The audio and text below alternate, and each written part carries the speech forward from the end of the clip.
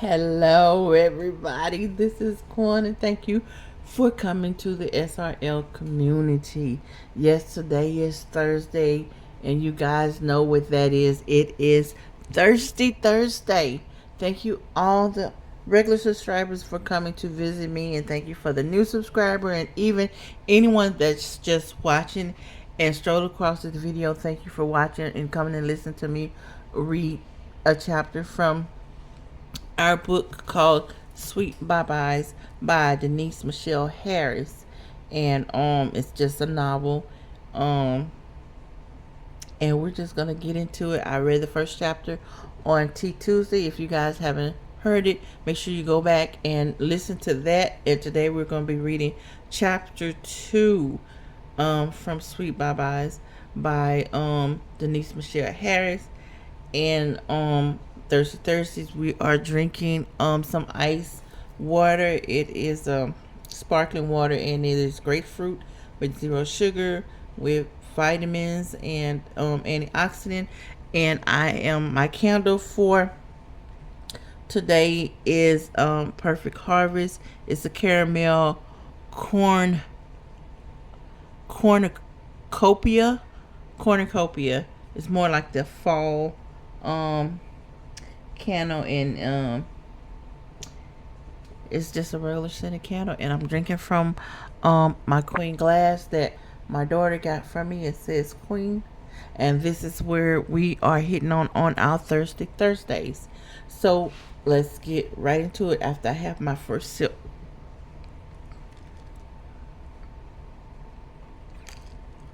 Oh, that's so good.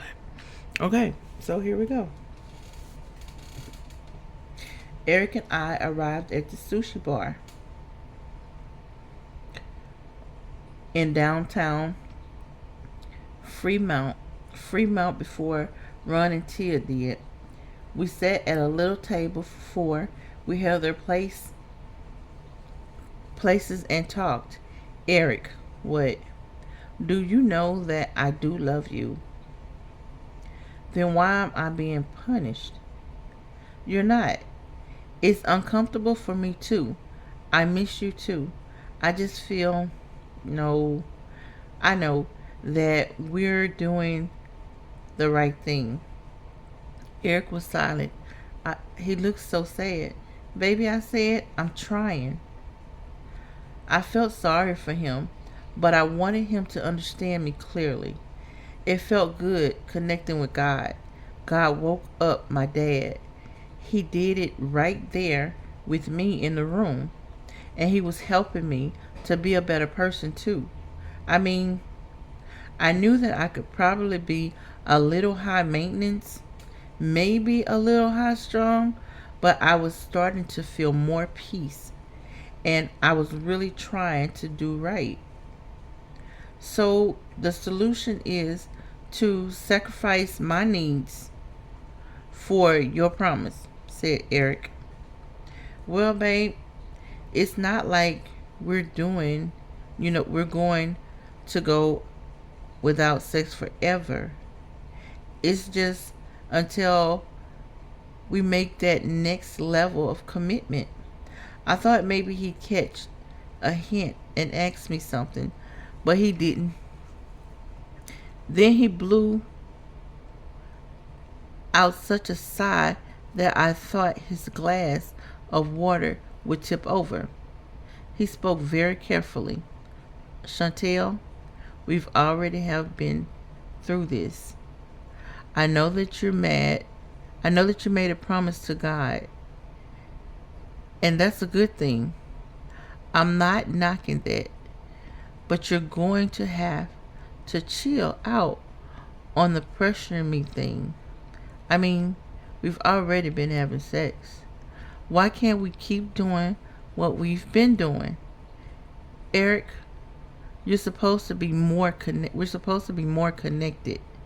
After 2 years, I think that we're about as connected as we're going to be. We can be more connected, Eric. Shantae, he interrupted. Just stop. All right? On the other hand, I thought Eric was being selfish. On the other hand, I understood. He missed me and wanted me. I looked up. Okay, shh. Here they come. Let's finish this later. Tia, run. Over here. Hi, you guys. Tia strode over in a powdered and navy blue pantsuit that may have been tailored to fit her little waist. Ron was right behind her. Hi, I said, and gave both of them a big hug. Hey, how's it going? Said Eric, standing and shaking Ron's hand and hugging Tia before he sat back down. We ordered our drinks. Chantel, how's your father? That was Ron. Dad is hanging in there. He's a trooper. On Friday, they let him go home, and he was talking about ordering more redwood for the deck on the back that he was building, but we told him to slow his roll. Everyone chuckled.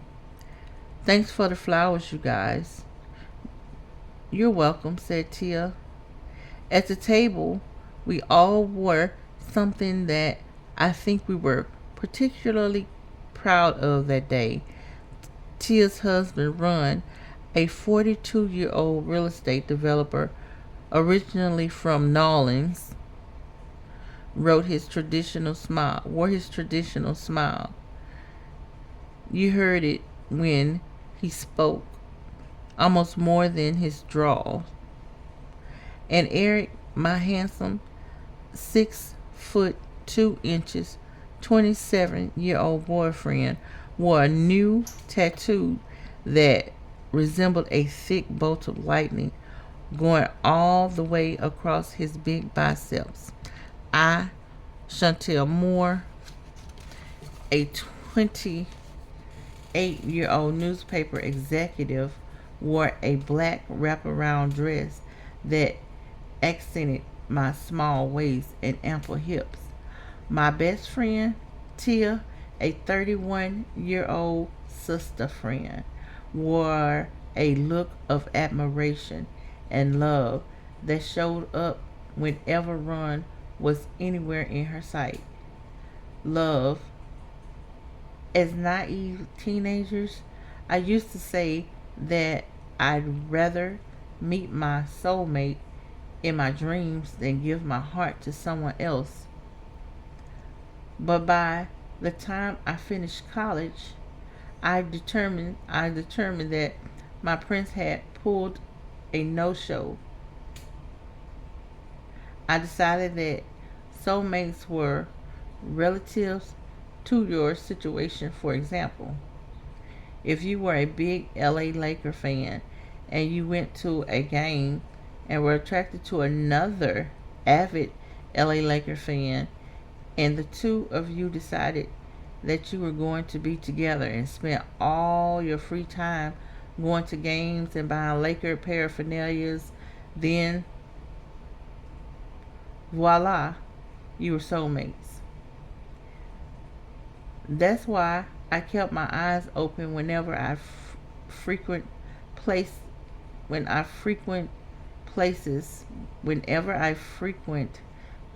like the store, the Stone Ridge Mall in Patterson. I did meet Eric at Stone Ridge Mall, though. Nope. I met him in the outlet in Vacaville.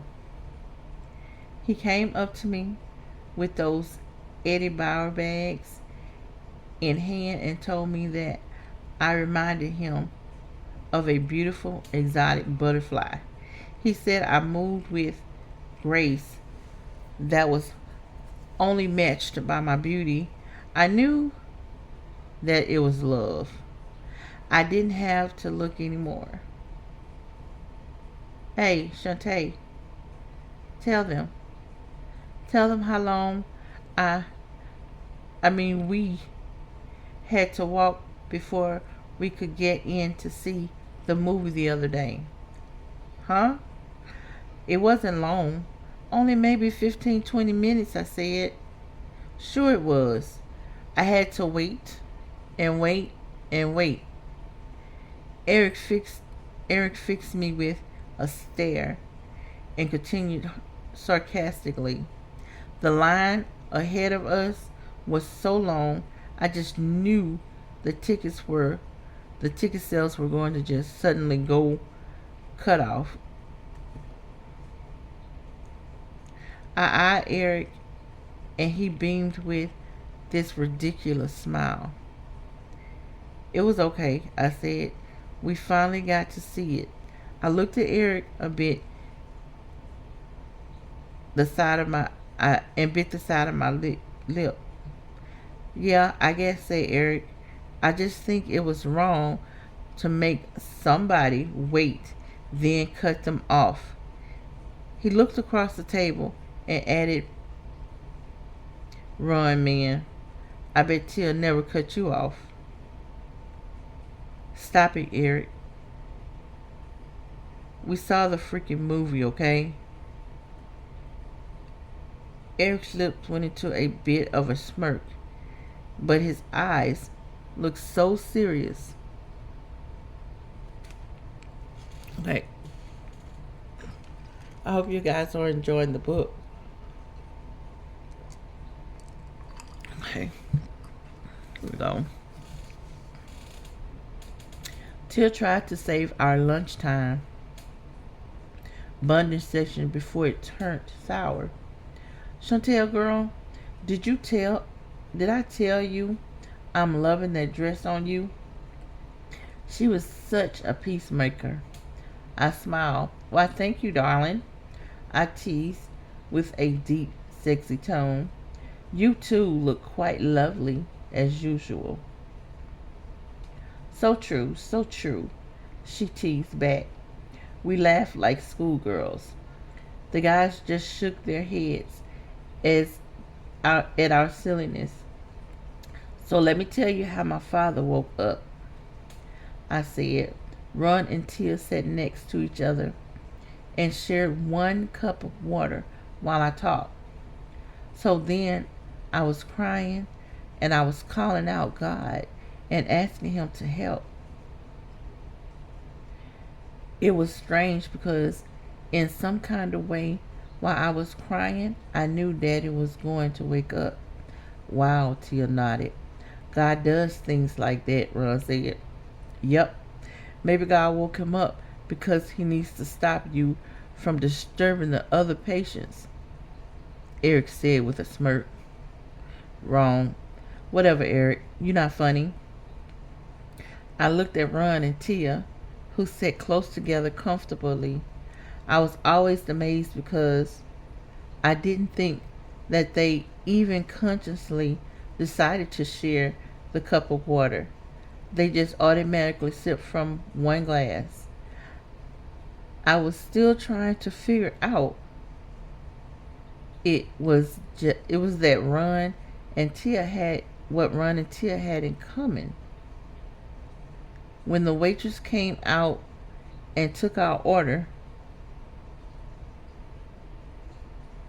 when the lady asked what we'd like, it was Ron's turn to get silly. Yes. I have an avocado shrimp sushi roll and the salmon lunch special. And my wife here will have eel the anguli. Tia, who was taking a sip of her hot tea, suddenly put her hands up and tried to swallow her drink quickly. No, stop. Please excuse my husband. He knows I don't eat eel. Ron laughed. Oh, baby, I thought you were going to live dangerously today. Stop it, Ronnie. I'm not fooling with no eel, and you know it, she said while leaning over and pecking him on the lips. Then she looked at the waitress and said, May I please have the chicken teriyaki lunch instead. Ron just smiled. He was so funny. Often about I teased her often about Ron being her sugar daddy, but they had something great. I scooted over and got a little closer to Eric. We had been together over 2 years, and we're headed into the village of a as a soulmate ourselves, into the village of soulmate ourselves. He always made sure he looked nice, as did I. So we shopped a lot and traveled a lot and had lots of fun together. We ate our food and chatted. As Tiny Fish Boat rode past the the front counter,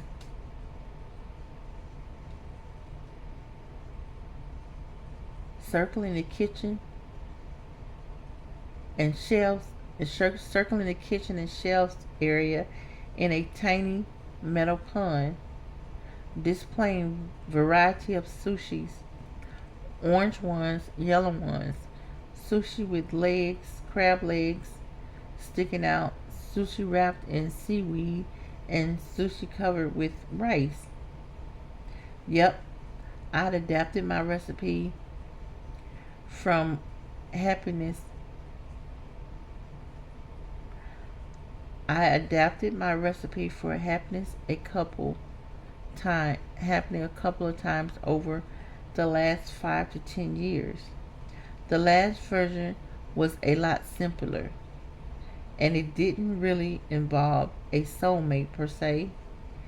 It basically said there were 3 things that you should always keep. Keep your man by your side, keep your game face on, and if at all possible, keep a Coach bag in your hand. If you were a person who could manage all 3 of those things, then I bet that you were somewhere having a nice life. Yeah, Eric and I had quite a good time. Had some good times. He was funny, and he had the real deep, sexy voice. We usually took advantage of all that the Bay Area had to offer: salsa dancing, rollerblading, festivals, concert. We do whatever sounded good. He liked he liked to a bit of a bad boy image, project a bit of a bad boy image, but basically he was a pussycat. He liked excitement, and although I was happy when we began dating, I sometimes still find myself feeling a little lonely. Sometimes I questioned us when I find myself doing that.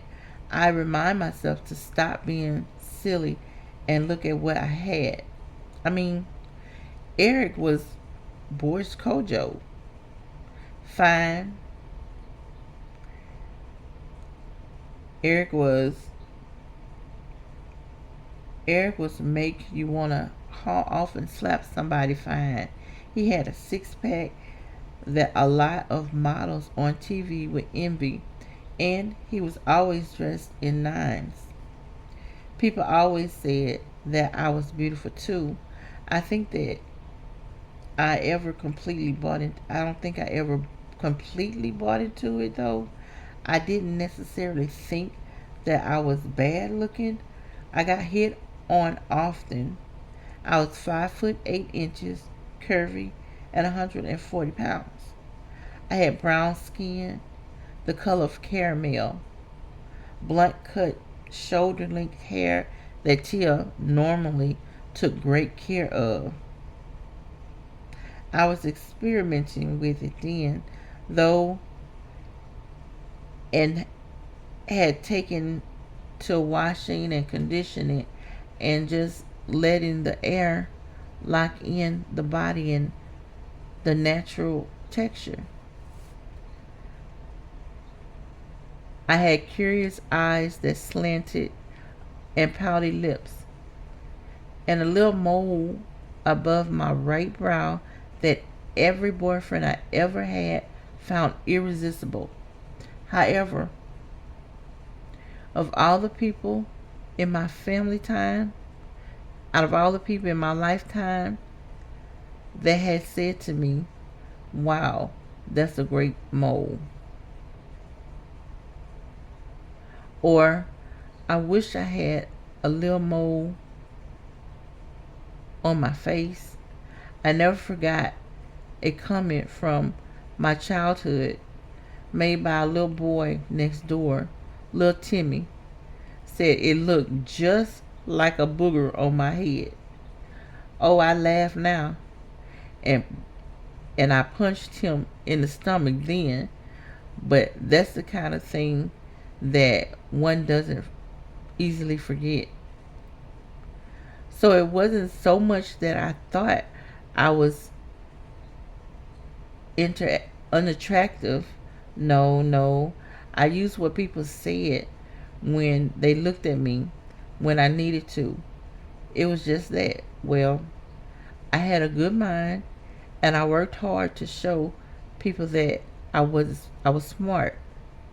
But a lot of times folks weren't interested in that. My mole, my eyes, my look,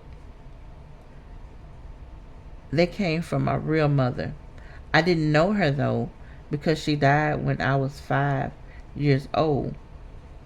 She had sickle cell and she lost so much weight that I thought she was melting. A strange thing though. However, the strange thing about that, however, is that when she died, I started to cry and my dad told me not to. He'd hug me and said, "Don't cry, princess. Everything will be okay." So I wiped my eyes and I tried to smile. Every time the tears started to fill my eyes, Dad would get really anxious and he'd try to tell me jokes and take me to a movie. And he'd tell me to just try not to think about it. I didn't like to see my dad act so strange, so I learned to stop crying. It had been 23 years and I'd never cried another day over my mother. I suppose I forgot. I suppose I got my theory on soulmateism from my parents. I remember once my dad told me that he married my real mom because from the moment they first conversed, she tugged at his soul. I wasn't sure what tugging at your soul felt like, but I guess that was me and Eric, and I did that sometimes. Tia herself said that we looked like black models from a Gap commercial, and that's important. You should look happy and feel vibrant. You should look happy and vibrant. People treat you better when they think you have money or are beautiful. They want to be your friend.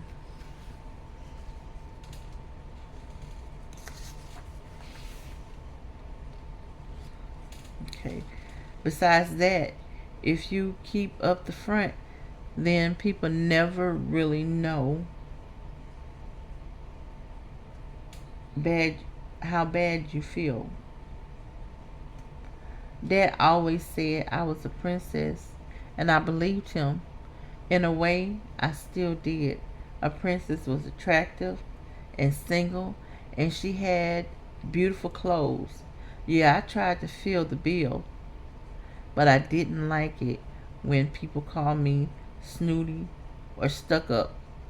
I just wanted to put my best foot forward so people saw me in a positive light. Just because you want to look presentable, that doesn't make you a piece of work. Just because you didn't go around showing everybody your pain, That doesn't mean that you don't have any. People should know that. But hey, if they couldn't understand that, too bad. I wasn't going to go around with my hair undone, waving a white flag, and looking like I had trials in my life, because it wasn't nobody business. With me, everyone got the same story. The life of Chantel Myers is fantastic. So, are you guys going to the big game this year? That was Ron. For sure, said Eric. We went down to the Berkeley ticket office last Friday. You guys? Definitely.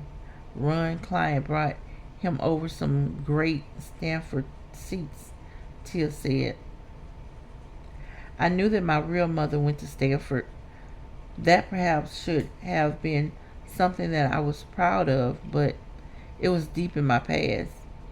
After you've ignored something for so long, the desire to speak about it just subsides. I kept eating in, I kept eating in silence. I'd always been private that way. I had my share bills, and despite the way things may have appeared, they were hard to juggle by myself. I was getting older and my biological clock was ticking, but I figured once Eric and I got married, things would fall in place. I took another sip from my glass and looked over at my bowl. The water was refreshing. Eric had let his goatee grow a little thicker than normal. He was talking to Ron about the junker car that he was restoring. And I'm going to get 2 race stripes painted on the doors before I take it down to the track. The ice hit the bottom of my empty cup as I set it back on the table. Oh yeah, that's going to be nice, said Ron. Yeah, it should be. I named her Margarita. He looked over at me. Chantel's jealous. She doesn't like me spending all my spare time going to the wrecking yard looking for parts for Margarita. But trust me, when she's all finished and looking beautiful, he pointed over at me. She'll want a key, he chuckled. I laughed too because I probably would want a key. Not because I was into racing cars or anything, but because he was ready to share with me. I really liked him, though he sometimes was a little inconsiderate, like when he turned off his phone and my dad was sick.